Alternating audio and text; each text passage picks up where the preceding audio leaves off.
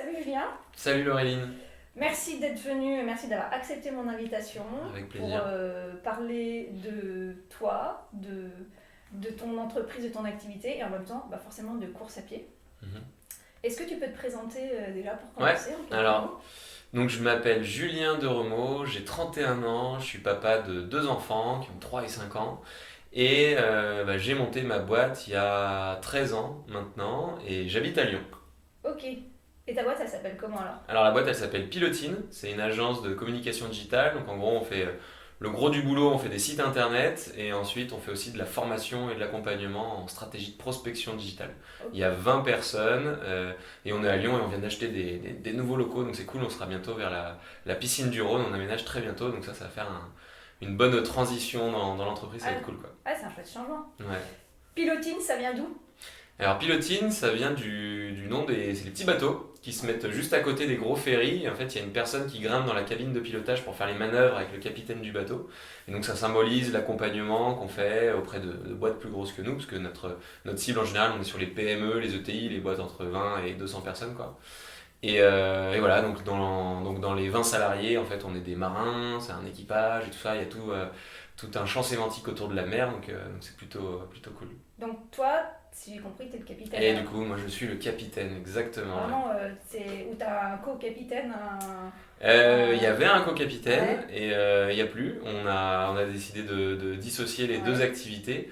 Et aujourd'hui, du coup, je suis le seul capitaine. Enfin, j'étais déjà le capitaine, hein, mais ouais. c'était. Alors, je suis plus dans les bateaux, il y a le timonier, il y a plein de trucs, machin, Ouais. mais non, j'ai toujours été le seul capitaine. Il faut toujours un seul capitaine à bord en général pour guider D'accord. l'équipage. C'est vrai que le langage de la mer, c'est pas forcément quelque chose que je connais. Toi, t'es né, je sais pas, en Bretagne ou Ouais, non? et ben même pas en fait, c'est ma femme qui est corse. Ouais, Et en fait, vu que tous les étés on allait en Corse, il y avait, quand on prenait le ferry, il y avait ce fameux bateau qui arrivait. Quand on a ouais, cherché un nom pour l'entreprise et vu qu'on voulait symboliser l'accompagnement, on a trouvé ouais, ce nom-là. Mais sinon, j'ai pas mon permis bateau, elle l'a. J'ai ouais. mis deux fois le pied sur un voilier et tout ça. Donc, non, je suis capitaine dans la boîte, mais en Ouais. vrai, sur un bateau, c'est ça, ça serait pas mal capitaine.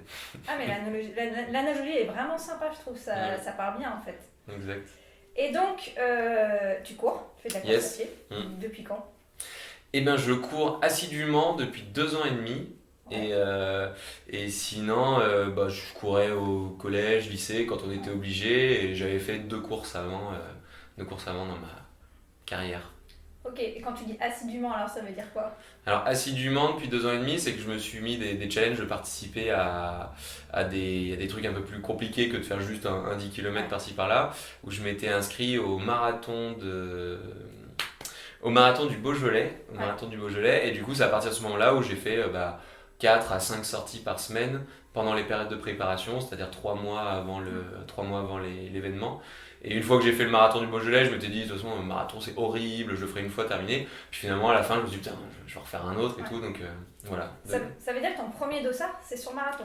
Non, mon tout premier dossard c'était Run in Lyon, je pense en Ronnie Lyon, il y a peut-être 6 7 ans, mais sans Ok. entraînement, sans rien, un lendemain de soirée où j'avais pas dormi et tout, donc c'était Et sur le des 10 stats. ou 20 km ou Que sur... 10, j'avais D'accord, jamais dépassé 10, 10. ouais. Je m'étais dit d'ailleurs, en fait, quand je voyais les gens qui faisaient le semi-marathon, je me suis dit, mais ceux-là ils sont timbrés, jamais de ma vie je courrais plus de 10 km, je vois pas l'intérêt, je vois pas. Ouais. Déjà, moi c'était juste le côté challenge de passer la ligne d'arrivée, mais faire plus de 10 km, je voyais pas du tout l'intérêt quoi. À ne jamais dire jamais. Surtout en Bah, sport, hein, tu apparemment. vois. Ouais, apparemment, ne jamais dire jamais. Mais pourtant, j'étais plutôt sûr de mon coup, Ouais. mais effectivement, j'ai dépassé un petit peu la barre des 10 km depuis. Et qu'est-ce qui fait que tu as vraiment commencé là? Tu t'es vraiment mis dans la course à pied de manière assidue. Ouais.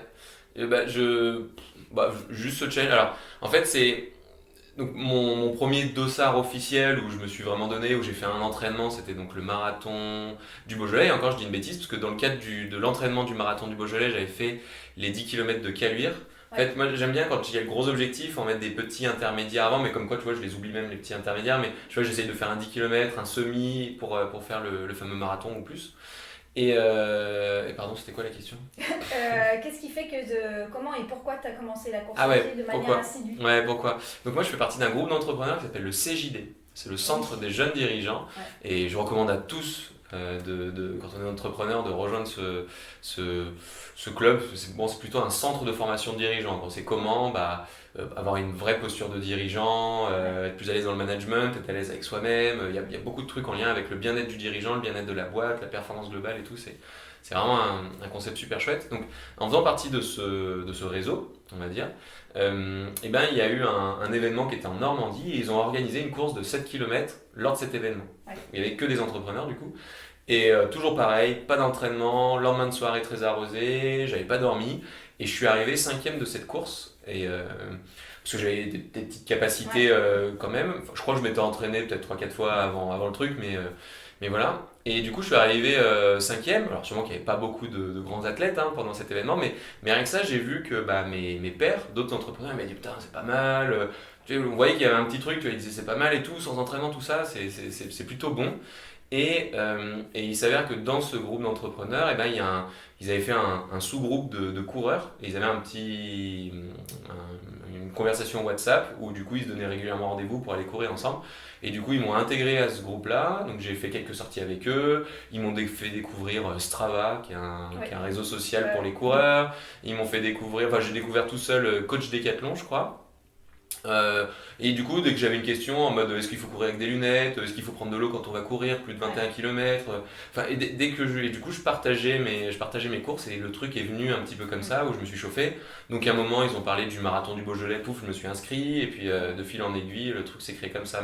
Donc, c'est venu de par un peu où j'étais moins seul, parce qu'avant je prenais mes décisions tout seul, alors que là c'est venu d'autres qui m'ont dit c'est pas mal ce que tu fais, qui ont commencé à me donner des conseils, des outils, et voilà, il y avait un petit peu d'émulation, plus le challenge après de faire le marathon du Beaujolais, ça a lancé le truc quoi.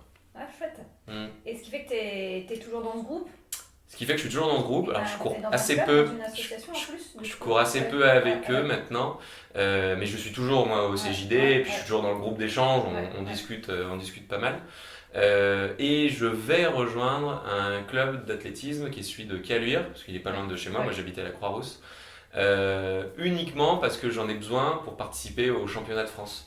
Parce que vu que j'ai passé les barres, les qualifications en termes de temps pour les championnats de France de 10 km, mais je pourrais faire aussi semi et tout ça, il faut que je fasse partie d'un club pour valider, pour faire partie de ça. Donc je vais le rejoindre. En fait, avoir une licence. Pour avoir ma licence et pour pouvoir y participer. Et que encore un peu le côté challenge, je dirais toujours plus, quoi, ça m'intéresse bien. La progression constante, je trouve ça cool. Quoi. D'accord, donc là, incessamment sous peu, tu rejoins un club. Ouais, il y a mon dossier que j'ai commencé à remplir, il faut mettre le chèque, ma photo et on est pas mal. Quoi. Chouette. Ouais. Comment t'articules ton travail et tes entraînements? Eh bien ça, excellente question. Alors, le seul moyen que je puisse y arriver, moi, c'est de courir avant que tout le monde se lève chez moi. Donc du coup, je vais partir en été 5h30, 6h, en hiver plutôt du 6h30, 7h. Donc je le fais le matin, comme ça quand je rentre, on peut s'occuper des enfants, terminer, habiller, machin, aller à l'école, et après je peux commencer ma journée. Ce qui fait que les premiers temps, quand j'étais pas trop habitué, que j'y connaissais rien en alimentation et tout ça, j'étais assez claqué en journée. Mais maintenant, avec l'habitude, je connais un peu mieux mon corps, donc je vois comment réagir. Mais du coup, le seul moyen d'y arriver, c'est le matin avant d'aller à l'école et au travail. Et le week-end, je me laisse un peu plus de rap, je gagne 1 heure ou 2, mais pareil, il faut que ce soit terminé vers 9h, 10h, sinon ça flingue la journée de tout le monde. Quoi, et c'est pas cool pour les autres. C'est une organisation et un planning en fait. Exactement. Et qu'est-ce que ça t'apporte en fait la course à pied maintenant? Alors moi j'ai toujours été du genre à avoir beaucoup de passion qui dure pas longtemps. C'est-à-dire qu'à un moment je m'étais mis à la bourse à fond pendant 6 mois, j'ai fait FAT de bourse, après j'ai fait beaucoup de poker, après j'ai fait beaucoup d'immobilier, après j'ai fait l'entrepreneuriat aussi, j'ai des phases où je suis un boulimique de travail, je me couchais jusqu'à 5h du matin, je me levais à 7h et tout, donc j'ai des phases un peu passionnelles. Et toutes ces phases passionnelles, elles avaient un inconvénient, c'est qu'au niveau de la santé, ça suivait jamais. Parce que vu que je cumule, en fait je travaillais énormément, donc je faisais beaucoup travailler mon cerveau, plus je m'alimentais mal, je dormais peu, et du coup au final la course à pied ça a été la seule passion un peu comme ça qui est arrivée sur le tas, qui m'a permis de plus penser à mon alimentation, de faire du sport, donc du coup j'ai perdu un peu de poids. J'ai perdu à peu près 6 kilos, mais en général j'oscille entre 70 et 76 kilos, un truc comme ça. Là je suis en période forte d'entraînement, donc je suis à 70. Mais du coup j'ai un meilleur poids, j'ai une meilleure hygiène de vie, je dors quand même plus qu'avant parce que bon, quand on court beaucoup, plus on travaille et tout ça, on est quand même un peu claqué le soir, donc je dors. Et même si c'est pas énorme, hein, ça va être 5-6 heures, un truc comme ça, mais au moins celle-là je l'ai fait, alors qu'avant des fois je les faisais même pas. Je faisais beaucoup de nuits blanches avant. Donc ça fait que c'est une passion qui me permet d'assumer aussi les autres passions et de quand même tenir le coup et d'être en bonne santé et de me sentir en forme et tout ça. Donc double effet qui se coule quoi. Ouais, donc en fait, ça, si j'ai bien compris, ça crée vraiment un équilibre. Tu as trouvé en fait un équilibre et ça, c'est un apport en fait, c'est un plus Ouais. pour Bah, toute ton hygiène de vie. c'est ça, l'effort que ça demande ou le temps que ça prend compense énormément Ouais. tout le gain que j'ai. Alors qu'avant, ça me demandait juste un effort. Alors, les autres, il y avait des gains financiers évidents, mais ça m'apportait rien en termes de santé. Même à un moment, quand j'étais à fond, je sais plus quoi, dans le taf par exemple, et que je faisais énormément de nuits blanches à un moment, notamment au début du Covid, où je faisais plein de webinaires, machin, j'en faisais dans tous les sens, je créais beaucoup de contenu. À un moment, ma femme m'a dit, tu commences à disparaître, parce que j'étais devenu blanc, enfin, c'était une catastrophe quoi. Alors que là, depuis que je cours, elle me dit certes, ça m'occupe, ça prend quand même du temps et de l'énergie, mais elle me voit plus disparaître. Donc c'est pas Ah mal. ouais. Ouais. Ah bah c'est chouette, hein. Ouais. Ah bah ça va peut-être répondre à moi un peu ma maxime, c'est être entrepreneur demande d'avoir une hygiène de vie d'un sportif de haut niveau. Qu'est-ce que t'en penses? Alors j'en pense deux choses. Je pense que c'est vrai, mais tu peux aussi t'en passer. Mais du coup, tu meurs plus vite. Donc du coup, Ouais. je pense qu'il y a un côté où sûrement que pour tenir sur le long terme. Alors moi j'ai une expérience de 13 ans d'entrepreneuriat, donc je pourrais pas te dire à 26 ans, à 40 ans, à tout ça, j'en sais rien. Mais sur 13 ans d'entrepreneuriat, je vois quand même que tu es beaucoup plus productif dans le travail, mais sûrement que tu vas moins tenir longtemps si tu fais pas de sport et tout ça. Ouais. Mais je vois que le sport m'a amené, m'a appris aussi cette rigueur et de comprendre comment ça fonctionne un entraînement. Parce que demain, si je veux faire un marathon en 2 heures comme Kipchoge, le champion du monde là, en fait déjà je peux pas, mais surtout ça me prendrait plutôt 10 ans ou 20 ans pour potentiellement y arriver et qu'il y a un côté, un entraînement.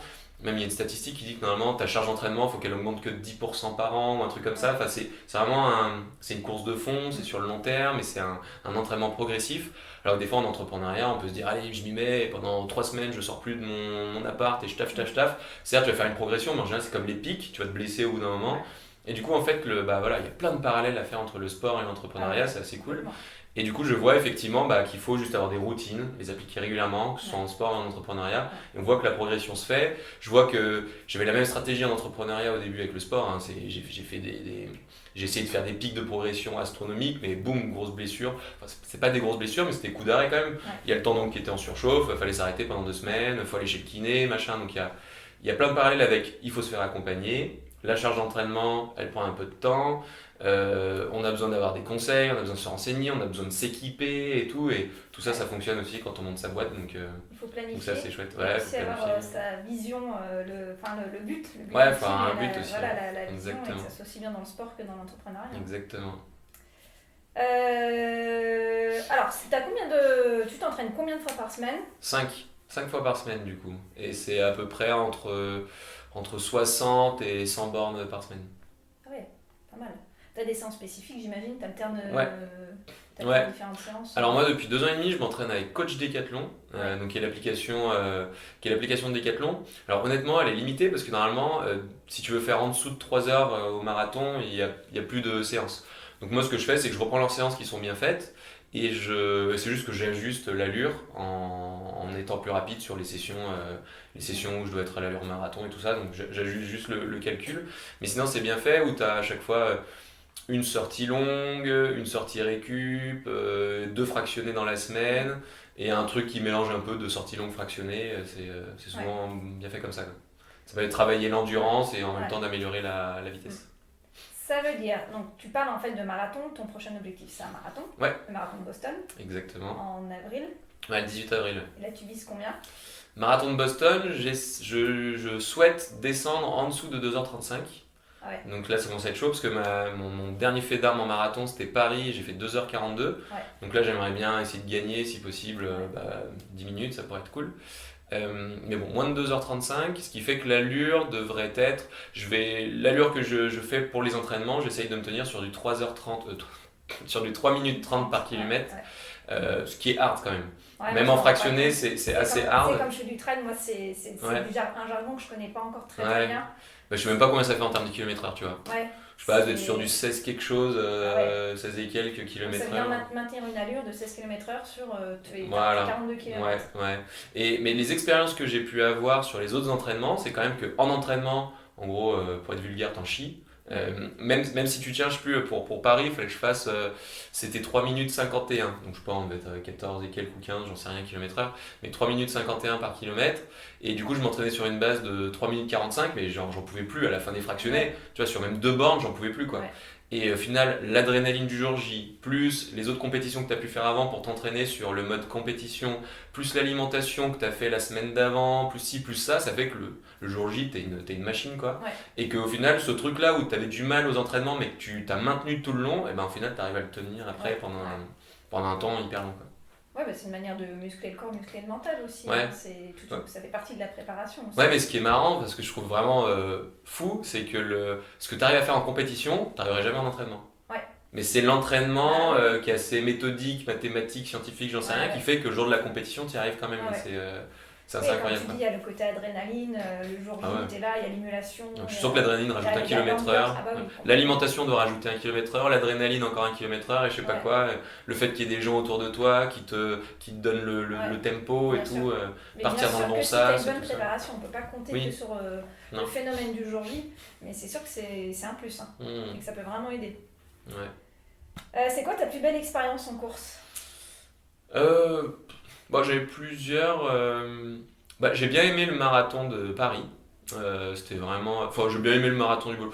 J'aime bien toutes les compétitions. Ouais. Donc, à chaque fois que j'ai fait une compétition, j'étais content, c'était bien. Parce que je me suis toujours donné. J'ai été déçu de 2-3 compètes où j'arrivais pas à atteindre mes objectifs. Ouais. Par exemple, je me suis rétamé à. J'ai fait les run-in de mur où je voulais être sur le podium et je suis arrivé au pied, quatrième. Ouais. Quatrième ou cinquième, je sais plus, quatrième ou cinquième, et j'étais assez déçu parce que je suis parti trop vite, je me suis cramé Ouais. et j'ai redescendu. Donc comme quoi l'adrénaline ne fait pas tout, parce que en fait j'étais dans le trio de tête tout le long et je les suivais, mais en fait ils étaient plus rapides que mon rythme et j'ai voulu faire c'était pas le rythme sur lequel je m'étais entraîné à l'entraînement, donc au final tout faux, donc trop rapide machin. Et au final j'ai réussi à être beaucoup plus rapide à une autre course où je me suis entraîné au bon rythme et tout ça. Donc Et là, tu visais donc, comme quoi. également un classement précis ou plus un chrono? Là, je cherchais le classement là, parce que c'est une petite course et tout, Ouais. donc j'essayais justement d'être Ouais. sur le podium. Alors que par exemple, j'ai fait les 10 km de Vénissieux, et là je cherchais le chrono, parce que le but c'était d'avoir le minima des qualifs de France, donc c'est-à-dire qu'il faut faire moins de 34 minutes 15, et j'ai fait 33,56, tu vois, donc je m'étais vraiment calé sur, il faut que je fasse moins de 34,15, c'est tout. Ouais. Si je faisais 34,14, j'étais déjà content, donc là au final, Ouais. avec l'adrénaline et tout, je suis allé un tout petit peu plus vite. Et j'ai réussi à faire mon premier negative split, donc c'est le concept où tu cours plus rapidement la deuxième partie de la course que la Ah, première. d'accord.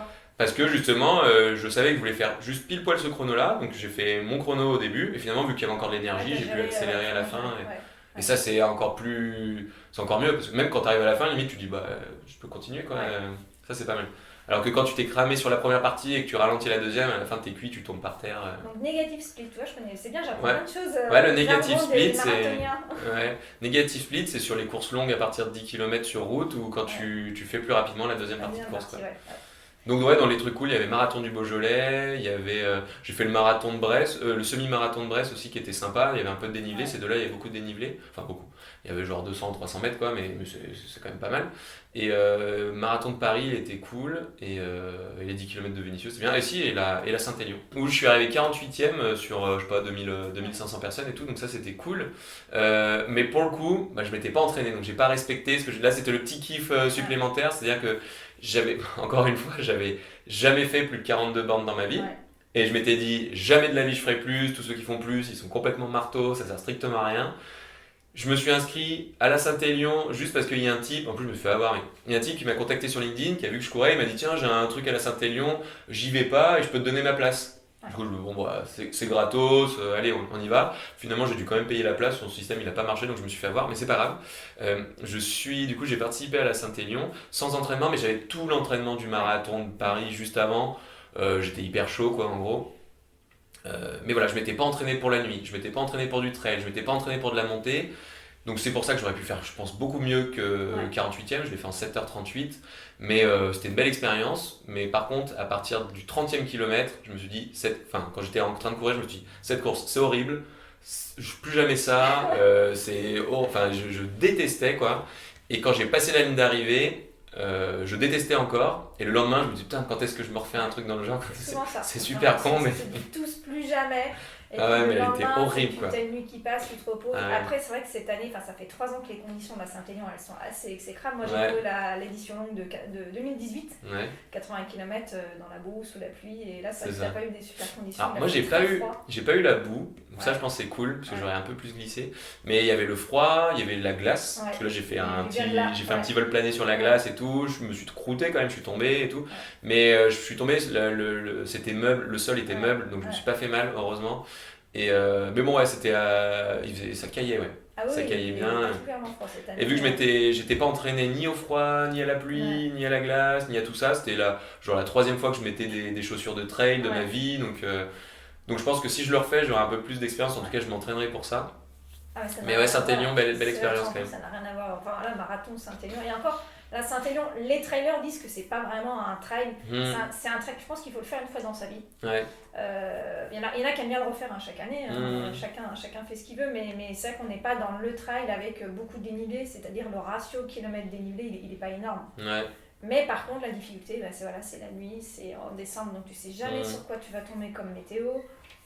Celle de 2015, toi, c'était une année, j'étais sur la Saint-Express, les étoiles, la lune, C'était beau. 5 degrés, juste en manche longue, quoi. Même Il pas était besoin bien. d'avoir un sur... Ouais. Voilà. Ah, Saint-Express, c'était pas la même. trop facile, tu vois, ce qui fait que ça fait des super chronos à la fin, quoi. Ouais. Non, on avait la neige dans la tronche, donc Ouais. avec si tu mettais ta lampe, là, je sais même plus comment ça s'appelle. La frontale. La frontale. Si tu mettais ta frontale, bah tu voyais rien parce qu'il y a les flocons de vent. Ouais, ouais. Donc moi, j'éteignais la mienne et je faisais avec celle des autres. Ouais. Et... Ouais. Mais bon, chacun ses techniques. J'avais 2 frontales, petite technique pour la Saint-Élion, moi j'ai 2 frontales. Comme ça, quand tu es sur les parties qui sont semi-plates, et ben je voyais tous les reliefs, j'éclairais avec ma frontale par le bas et celle avec le haut, et je voyais tous les reliefs et j'allais beaucoup plus vite que tout le monde. Parce que je pouvais anticiper. À la main, alors. Ouais, je pouvais anticiper toutes les bosses et tout ça. Parce que souvent tu fais des grands pas pour éviter les bosses, Ouais. et là vu que je voyais tous les reliefs, je pouvais dérouler, c'était pas mal ça. Ah, ça c'est bon, savoir Ouais. ça. Ça te fait porter une petite frontale pendant 3 quarts de course pour l'utiliser un quart, mais honnêtement, le quart de course, j'ai doublé tout le monde à la fin. Vu que moi j'ai un profil plutôt marathonien, en fait j'étais excellent sur les plats, tout le monde me doublait dans les montées, parce que moi je marchais, et par contre dès qu'il y avait du plat, je rattrapais tout. Donc, à la fois, si tu montes dans les montées, c'est un moyen de récupérer aussi. Hein.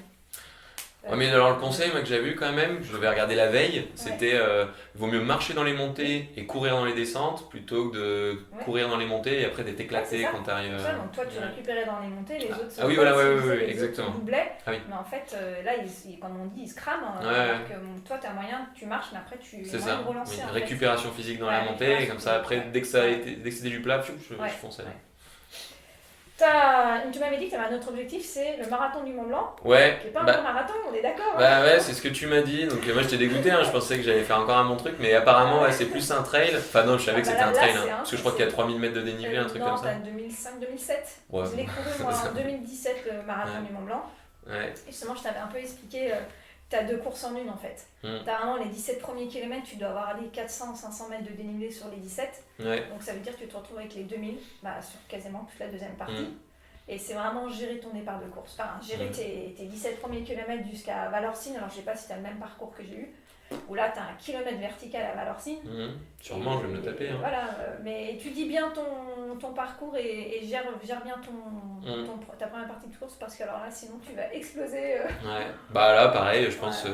Donc, je vais faire mon marathon de Boston au mieux, et puis dès que j'aurai fini ça, je m'intéresserai effectivement au Mont Blanc, voir comment ça marche, qu'est-ce qu'il faut faire comme entraînement, tout ça. Je pense que je vais devoir m'entraîner en faisant pas mal de dénivelé. C'est ça, Boston 18 avril, 42 du Mont Blanc, donc c'est fin juin. Ouais. T'as le temps de switcher un peu. C'est vraiment un switch, moi je dirais, c'est vraiment à 360 degrés, pourtant c'est de la course à pied, mais en fait c'est sur 2 formats complètement différents. Non, je le ferai pas en moins de 3 heures celui-là, je pense. Non. Et, mais bon, ça va être intéressant, c'est un nouveau challenge. C'est un nouveau challenge quoi. Ouais, c'est très beau là. Avec moi, l'objectif en ligne de mire de tout ça, ça serait la Diagonale des Fous l'année prochaine. Donc du coup, pour ça, il faut que je fasse... Octobre 2022 En 2023. En 2023. Ouais, ça serait la Diagonale des Fous, parce qu'on a prévu, alors faut que je croise les doigts, hein, parce qu'on a prévu d'y aller en famille, à plusieurs, machin, donc il faut vraiment que je sois sélectionné. Mais bon, du coup, plus je ferai, donc il faut que je fasse des courses avec des points, là. Je comprends rien encore au système des points, les ETRA, ou je sais plus comment ça s'appelle, ITRA, là, les trucs comme ça et tout. Je sais que je commence à en avoir quelques-uns, parce que vu que je fais des bons classements, dès que je fais un petit trail, ça me donne des points, mais comment les utiliser, j'en sais rien, mais je vais me renseigner un peu là-dessus, mais voilà, l'objectif, ce serait quand même de faire la diagonale des fous, elle me fait un peu rêver quand même cette course. Voilà, et puis là, je me dis encore, ça serait le truc terminé, après je fais plus de courses, on n'en parle plus, mais sûrement qu'une fois que j'aurai fini, ah putain, vivement la prochaine. Ouais, donc on aura toujours une autre. Voilà. Donc ça veut dire que ta course de rêve, c'est la diagonale des fous. Pour l'instant, ouais, c'est ça. Ouais. Après, il y a l'UTMB aussi, vu qu'il y a la petite affichette derrière. L'UTMB, tu vois, je voulais m'inscrire cette année. Bêtement, je me suis dit, je vais m'inscrire. Et puis là, ils m'ont dit, il te manque des points. J'ai dit, merde alors. Mais, et puis là, leur système de points l'UTMB change à partir de l'année prochaine. C'est-à-dire que. Comment expliquer là, il y avait plusieurs courses. Tu avais vraiment le choix dans les courses qualificatives. Maintenant, ils ont créé leur World Series, je crois qu'ils appellent ça. Voilà, et tu es obligé de faire certaines courses. Et après, voilà, moi personnellement, je trouve que ça t'oblige à faire des courses que tu n'as pas forcément envie de faire pour te sélectionner pour celle-ci. C'est ça. Mais bon, je pense que je vais jouer le jeu parce que ça m'intéresserait de la faire. Si tu as envie de la faire, voilà, J'ai vu qu'il y avait une course horrible à Lyon qui s'appelle le Trail de la Sarah. L'Ultrabout de la Sarah. L'Ultrabout, elle a l'air horrible cette course, mais elle fait gagner plein de points, donc peut-être que je la ferai bêtement. C'est 24 heures qui fait gagner des points. Normalement, elles font toutes gagner des points. Tu as un 12 heures et tu as un 24 heures, tu as un relais. Ouais, 24 heures c'est peut-être un peu chaud, mais. Moi je crois que c'était en nombre de kilomètres, hein. C'était plutôt t'as 170 km ou 120. Enfin, je sais plus. En tout cas, la Sarah, c'est un nombre d'heures, parce que moi je l'ai couru en relais pareil en 2017. On l'a gagné en équipe à 3. Il y a une super ambiance. Ouais. Par contre, c'est vrai que c'est. Mais un peu débile quoi cette course. On appelle ça les trucs à la con. Hein. Voilà, c'est un peu vulgaire, mais c'est ces termes-là qu'on utilise dans le jargon de coureur. Tu tournes, elle est débile dans le sens où tu as la descente qui est très courte, mais en fait qui est assez traumatisante. Bah oui, pour les genoux et tout. Les 780 marches là, de Nicolas Delange ou les escaliers, et en fait tu tournes, mais l'avantage c'est que tu es tout le temps dans l'ambiance. Tu reviens en point de départ. Oui, parce que le peu de monde qu'il y a, au moins. Il y a tout le temps du monde, c'est au mois de mai, en général il fait beau, tu commences 2 jours, tu finis nuit, enfin ça dépend le format que tu fais, mais quel que soit le format, il y a un moment tu finis toujours à la frontale. Donc si tu le fais en relais, ça te fait un bon fraction. Parce que voilà, tu vas courir plus vite et tu vas avoir des temps de pause, le temps que tes collègues y courent. Après, 24 heures, c'est costaud quoi. Moi je verrai. Il va falloir que je m'inscrive à 2-3 courses pour avoir les points. C'est une des courses qualificatives de l'UTMB. C'est bien, c'est un beau projet. Ouais. Tu parlais d'alimentation tout à l'heure. Ouais. Ta alimentation, elle a changé depuis que tu cours? Oui. Et alors là, je suis coaché par ma femme. J'ai de la chance parce que donc elle a fait l'Institut Paul Bocuse, donc elle est pas pour le côté restauration, mais elle a fait management, hôtellerie, mais elle a toujours été intéressée par le milieu de la gastronomie et le côté alimentaire quoi. Et donc du coup c'est elle qui me coach, et souvent en fait elle prend la main sur l'alimentation un mois avant la course. Où elle. Alors j'y connais strictement. Enfin, je suis vraiment très nul, hein, entre les glucides, les lipides et tout. Je vois un peu les concepts, mais je me souviens jamais qui est quoi. Je sais pas pourquoi j'ai du mal avec ça, mais j'y arrive pas du tout. Mais en tout cas, je sais que on mange beaucoup plus de légumes, beaucoup plus de pâtes. J'y connais rien. Mais je sais qu'elle s'occupe, elle me coach en fait un mois avant avec un plan d'alimentation qui est plutôt bien fait. Et on a surtout une semaine avant l'événement en général, on fait ce qu'on appelle le rebond glucidique. Dans la semaine d'avant, on coupe tout glucide, et 2-3 jours avant l'événement, je mange fat de pâtes et de riz et de poulet et de je sais plus quoi. Mais donc du coup, on remet énormément de glucides. Et puis la veille, je mange presque 1 kilo de pâtes, je crois. J'aime bien, donc au taquet. Et très important, enfin en tout cas c'est peut-être psychologique, mais je crois que c'est très important. Moi je me lève bien 3 heures avant la course pour faire un énorme petit-déj avec beaucoup de... Enfin il y a pain, tartines, je prends du skyr, je mange énormément de skyr aussi. 2-3 mois avant le truc, j'ai du skyr le matin, le midi et le soir. Le skyr, c'est les yaourts hyper caloriques. Je sais pas, c'est un yaourt un peu avec plus de trucs. Je sais plus, c'est truc finlandais ou je sais pas quoi. Et ça, elle avait regardé apparemment, et c'est tout de ouf. Donc faut arrêter tout ce qui est yaourt, compote, machin, tout ça, et il faut plutôt passer au skyr. Et apparemment c'est bien parce que ça donne tout ce qu'il faut pour l'entraînement et pour le jour J. Donc voilà, skyr. Et il y a quoi d'autre? Un café, un thé, comme ça au moins après, moi je vais je vais aux toilettes Ouais. et ça marche bien, il y a plus rien et j'ai jamais eu aucun souci pendant les courses. Après, du coup, l'organisme va super bien, j'ai toute la pêche qu'il faut parce que 3 heures avant, j'ai pris un gros petit-déj. Et du coup, ça fait que là, je pense psychologiquement et physiquement, je suis vachement mieux le jour des, Ouais, mais le jour des 3 compètes. heures avant, c'est ce que recommandé. Hein. Ouais, c'est ça. J'ai Moi, regardé sur Internet. l'alimentation, c'est quelque chose de.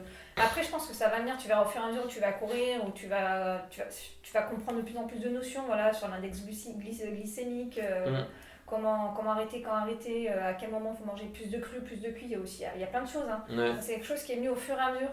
Ça fait 9 ans que je fais du trail et au début, je m'en foutais. Mhm. Et c'est que dès que j'ai commencé à courir sur des longues distances, déjà, c'est la gestion de l'alimentation en préparation, mais aussi pendant la course. Mhm. Et au fur et à mesure, voilà, je me suis renseignée, tu prends des conseils à droite, à gauche. Mais la semaine d'avant, je fais la même chose que toi. Hein. Le rebond aussi. Stopper et faire le dernier entraînement limite en hypo. Alors, faut pas se faire mal, mais c'est positif en fait. Limite en hypo, ça veut dire que là, tu as bien vidé tout le stock de glucides. Et ensuite, tu recharges 3 jours avant. Et après, moi, je reviens sur les 2 derniers jours avant, plus soft. Ok. Mais après, voilà, ça dépend. Après, apparemment, il y a 2 écoles. Il y en a qui disent qu'il ne faut pas faire les rebonds glucidiques. D'autres. Ouais, Bon, ouais. moi, chez moi, ça marche très En bien. fait, il faut trouver ce qui convient. Ouais, c'est ça. Parce que pour moi, le pire, ça m'est jamais arrivé, mais c'est de devoir abandonner une course à cause de problèmes gastriques. Ah ouais, J'en ça- vois qui abandonnent leur course pour ça. Je me dis, moi, toute cette préparation Ouais. pour arrêter à cause de problèmes de ventre, de digestion ou de diarrhée, parce que c'est ce qui arrive des fois, je me dis, c'est vraiment dommage. Et Pour avoir pris son petit déj un peu trop tard, pour Voilà. avoir vu le verre de vin de trop et tout. Mais en fait, c'est pas juste la veille ou Oui. le matin, c'est tout ce qui se passe les Ouais, semaines d'avant. ouais, les fibres, tout le machin, Ouais. les trucs, les bidules. Ouais. Et puis après, il y a pendant la course aussi. Ouais.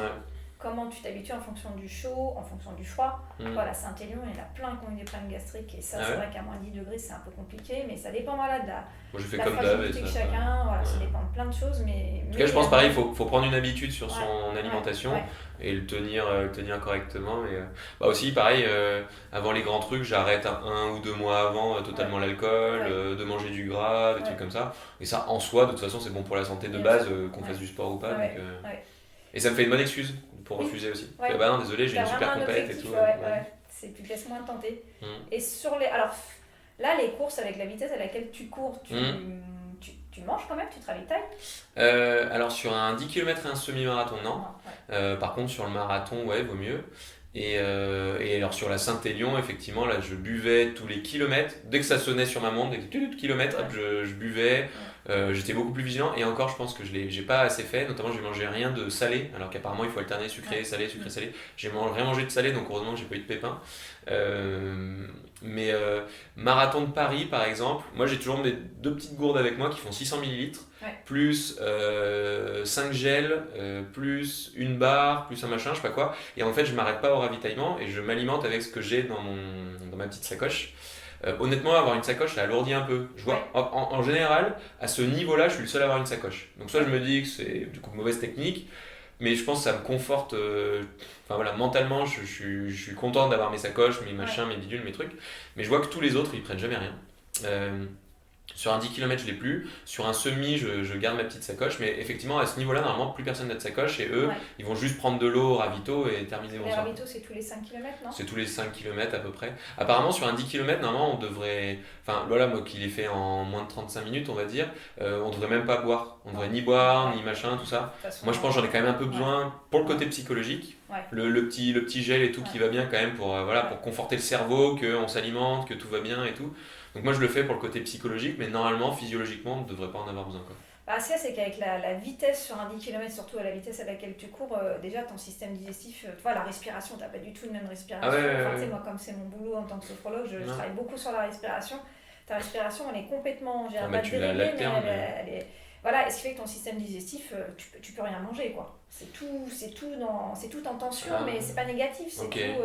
Alors moi je peux manger, je sais pas, mais j'y arrive bien, mais par contre ça me fait perdre du temps. Voilà, ça fait perdre du temps. Et sur 10 bornes, à quelques secondes près, des fois ça fait vachement la différence, donc c'est pour ça que je fais le strict minimum pour pas perdre trop de temps, mais parce que vu que j'ai aucun souci à avaler quoi que ce soit, je le fais.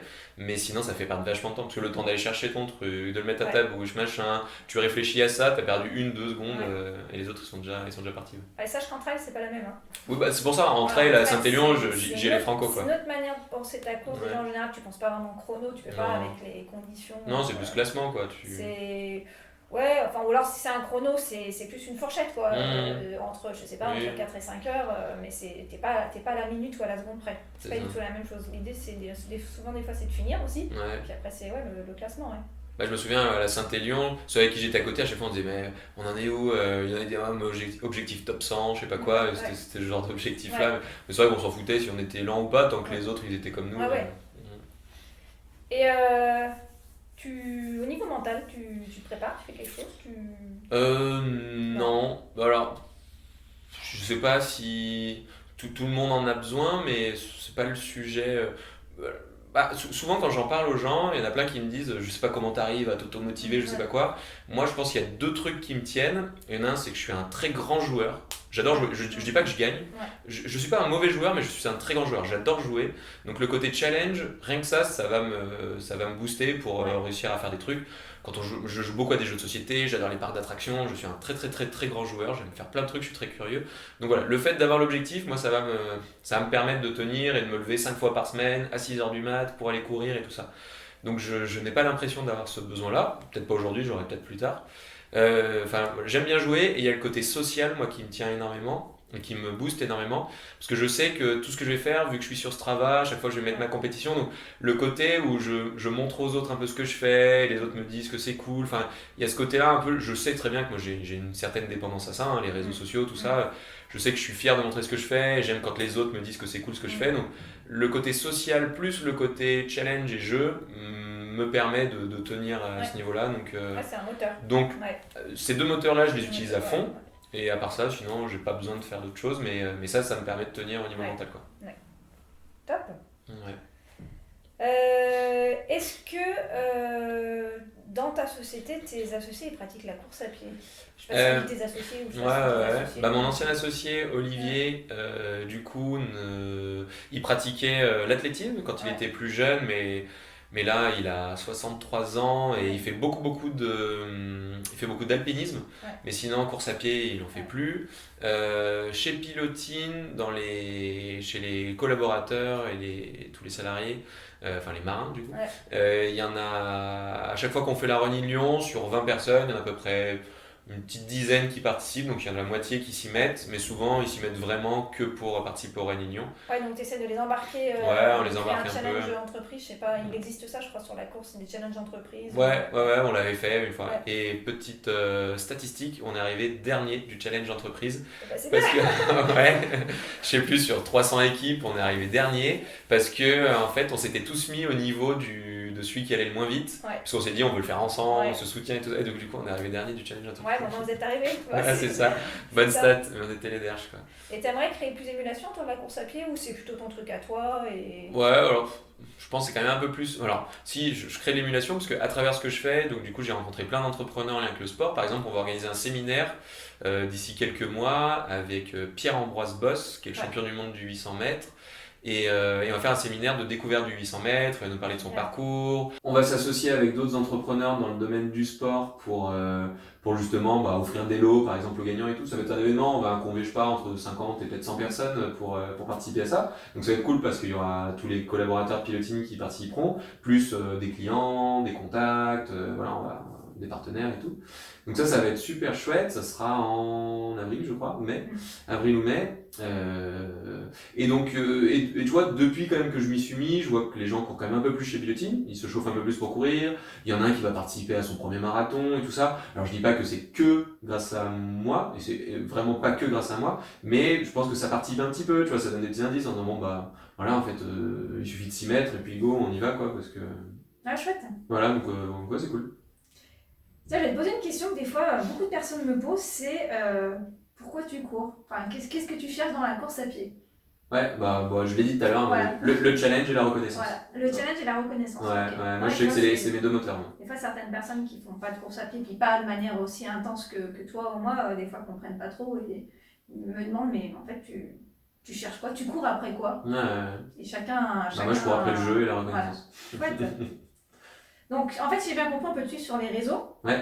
Donc Strava. Ouais. pour ceux qui ont Strava. Ouais. LinkedIn aussi, je communique pas mal Ouais. sur LinkedIn là-dessus. Bah, en fait, Strava, ça marche bien, mais ça reste une communauté de niche. Ouais. Via LinkedIn, en fait, et ben, du coup, je vais parler à d'autres personnes qui sont en dehors du running Ouais. ou qui connaissent pas Strava. Et en fait, j'ai beaucoup plus de visibilité et de notoriété sur LinkedIn via le running que sur Strava. Je me suis lancé aussi sur Instagram il y a pas longtemps où je vais partager, là pour l'instant j'ai eu un peu du mal à m'y mettre, mais là je commence à comprendre le truc, où je vais essayer de partager, parce que moi je suis beaucoup dans le partage d'expériences. Moi j'adore raconter les tranches de vie, mes expériences, les 2-3 conseils, donc je vais être plutôt là-dedans. Je vois, je vais essayer de décrypter un peu une séance, de montrer un peu ce qu'il peut faire, de donner des conseils, avec les conseils sur les choses, sur l'alimentation. En fait, toutes les questions que je me suis posées moi pendant mes 2 premières années et demie, me dire bah tant qu'à faire, maintenant que je sais un peu plus, ben, d'essayer de livrer un peu plus d'expérience, de partager tout ça. Donc Instagram pour tout ce qui est contenu visuel, tout ça. Strava où il y a toutes les courses, tout ce que je fais et tout qui est sur Strava. Et LinkedIn pour les grands événements. Dès que je fais une bonne course avec un bon classement, tout ça, je le mets sur LinkedIn. Et c'est ça qui apporte le plus de visibilité. Et c'est ça qui me permet aussi de trouver des clients. Parce que depuis que je fais ça, j'ai de plus en plus de clients qui sont adeptes de sport ou de running, qui travaillent avec nous chez Pilotine, puisqu'ils nous ont découvert à travers ce qu'on partage sur le digital et sur le sport. Ouais. Et moi, j'ai eu la chance justement de suivre une de tes formations, l'art de prospecter sur LinkedIn. Et justement, pendant la formation, j'avais fait un post sur ma réussite du 90 km du Mont Blanc. Ouais. Le lendemain, j'avais un client. Tu vois ? Grâce à toi. C'est fou, hein ? Putain, ça c'est cool, hein ? J'ai changé mon profil. Ouais. Déjà, j'ai changé vraiment la photo de profil, l'intitulé avec beaucoup plus de, comme tu disais, des icônes. Enfin voilà, que ça soit vraiment évocateur, plus humain et vraiment qui je suis.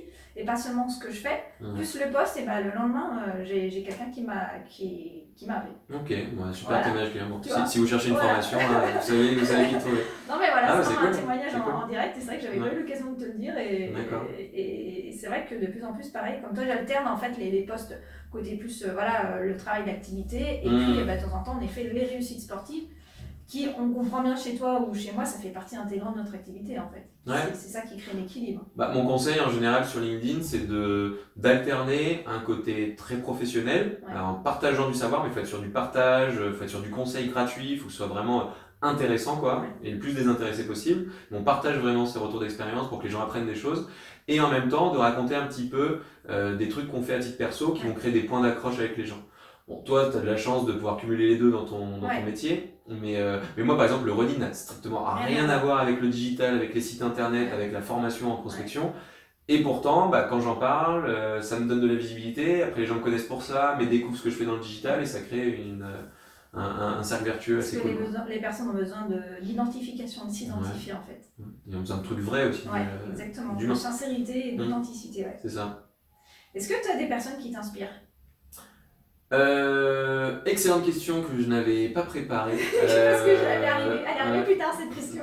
Très bonne question que je n'avais pas du tout préparée, anticipée. Des sportifs ou des non sportifs. Enfin, attends, j'avais pas préparé non plus à fond les autres questions, hein, je suis plutôt naturel, mais des gens qui m'inspirent. Alors, dans le domaine entrepreneurial, en fait, moi j'aime bien tous les parcours. Ce que j'aime bien justement, c'est ces petites tranches de vie qui sont partagées ou autres. Donc en fait, tous les parcours m'inspirent. Tu vois, il y a pas longtemps, j'ai regardé une partie de la série dans le cerveau de Bill Gates. Je trouve ça impressionnant. De là dire, je vais regarder toute la série et que tout m'intéressait, certainement pas. Mais par contre, des petits points de ce qu'a fait Bill Gates et tout, ça c'est génial. J'ai lu le bouquin du mec de Nike, Phil Knight, je crois qu'il s'appelle. C'est l'art de la victoire. J'ai trouvé ça absolument génial, mais après avoir lu le bouquin, je me suis jamais plus intéressé au titre parce que ce qu'il a mis dans le bouquin, son autobiographie, elle est extrêmement intéressante. J'ai appris plein de trucs, mais voilà, terminé. Des entrepreneurs même pas connus qui me partagent leurs expériences, je trouve ça absolument aussi génial. Donc en fait, moi, c'est plutôt les expériences et les partages d'expériences de chaque entrepreneur m'inspirent, de chaque sportif aussi. C'est pour ça que sur Instagram, par exemple, je suis Kylian Jornet et je sais même plus comment il s'appelle, le numéro 1 français en trail. François Daen. Mais tu vois, de la dire que je suis un fan absolu, certainement pas. Mais par contre, dès qu'ils mettent des trucs intéressants, je trouve ça génial. Et je suis comme ça une soixantaine de sportifs de haut niveau. En général, c'est plutôt les sportifs pro. Mais j'aime bien un peu tout mélanger. Il n'y a pas une personne absolument.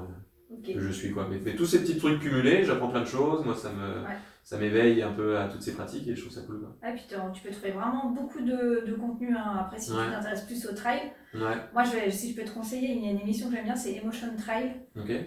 Maintenant, c'est surtout Sylvaine Cusso, moi qui est une des féminines en trailleuse, une des personnes qui m'inspire, et j'aime bien ce que tu rencontres. Elle va rencontrer en fait un athlète de haut niveau, et pas forcément d'ailleurs en course à pied. Elle a une nouvelle série sur faire découvrir le trail à d'autres athlètes de haut niveau, je sais pas, en boxe ou en MMA, je sais plus. J'ai vu un. Et puis elle a aussi une petite série sur des conseils. Mais les conseils, c'est les vidéos, elles durent 2-3 minutes.